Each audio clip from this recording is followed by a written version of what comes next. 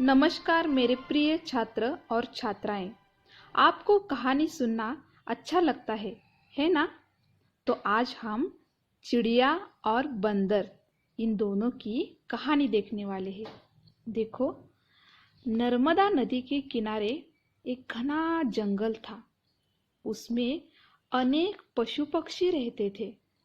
एक पेड़ पर बहुत सी चिड़िया घोंसला बनाकर रहती थी। जब सर्दियों में ठंड पड़ती तो चिड़िया अपने अपने घोंसलों में घुस जाती और आराम से रहती। इसी तरह जब बरसात में पानी बरसता तो सारी चिड़िया जल्दी से घर आ जाती। बरसात के दिन थे। एक दिन बहुत तेज पानी बरस रहा था। भीगने से बचने के लिए बंदरों की एक टोली पेड़ पर आकर बैठ गई।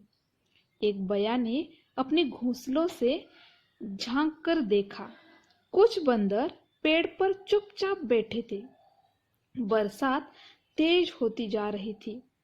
बया से चुप न रहा गया।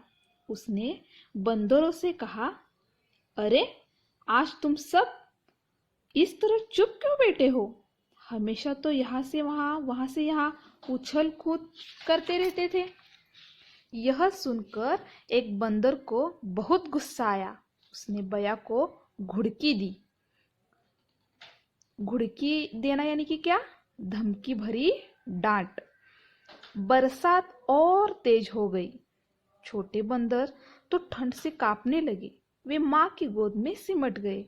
एक बंदरिया चीखी, मेरा बच्चा ठंड से मर जाएगा, जल्दी से कुछ उपाय करो। यह सुनकर बया बोली, अब क्या उपाय करोगे? उपाय तो पहले करना चाहिए था।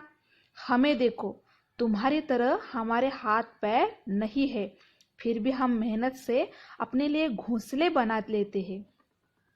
एक तो बंदर पहले से ही बरसात में भीगने से परेशान था।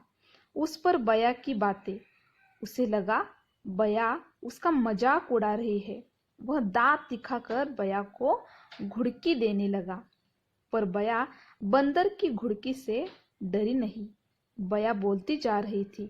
इसी बीच एक मैना बोल उठी, बंदर भाई, बरसात में भीग रहे हो, घर क्यों नहीं बनाते?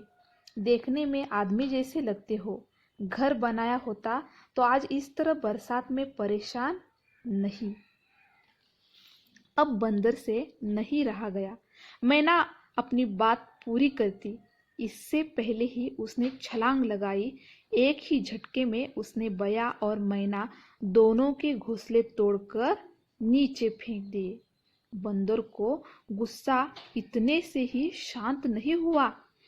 उसने एक एक कर पेड़ से सारे घोंसले तोड़कर नीचे फेंक दिए। पक्षियों के सारे अंडे नीचे गिरकर फूट गए। अब बया और मैना ही नहीं रही। मैना ही नहीं, सभी चिड़िया बंदरों की तरह बेघर थी और बरसात में भीग रही थी। बिना मांगे सलाह देने से सलाह देने वालों को उसका बुरा परिणाम भोगना पड़ता है। तो बच्चों, कैसी लगी है आपको कहानी? इस कहानी से आपको सीखना है कि किन लोगों को आपको सलाह देनी चाहिए और किन लोगों को सलाह नहीं देनी चाहिए। जो मूर्ख होते हैं उनकी तरफ ध्यान नहीं देना चाहिए। जो समझदार होते हैं उनको ही समझाना आसान है, उनको ही समझाना सही है। ठीक है? धन्यवाद।